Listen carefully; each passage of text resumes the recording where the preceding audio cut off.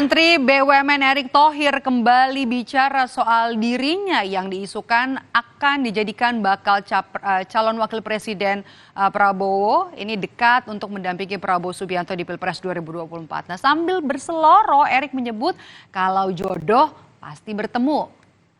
Sejauh ini Erick menyerahkan keputusan soal pencalonan dirinya mendampingi Prabowo Subianto kepada semua parpol yang ada di Koalisi Indonesia Maju. Erick pun menghargai sikap Partai Amanat Nasional yang mendorong dirinya menjadi pendamping Prabowo Subianto. Namun sejauh ini Erick Thohir bilang ia belum pernah membahas soal pencalonannya ini secara langsung dengan Prabowo. Sambil berkelakar, Erick pun mengatakan kalau jodoh pasti bertemu. Kan terlalu dini ya, kalau bilang siap-siap nggak ada, itu yang saya sudah sampaikan, percayalah ya, itu kayak lagunya Afgan, kalau jodoh pasti bertemu, itu aja ya.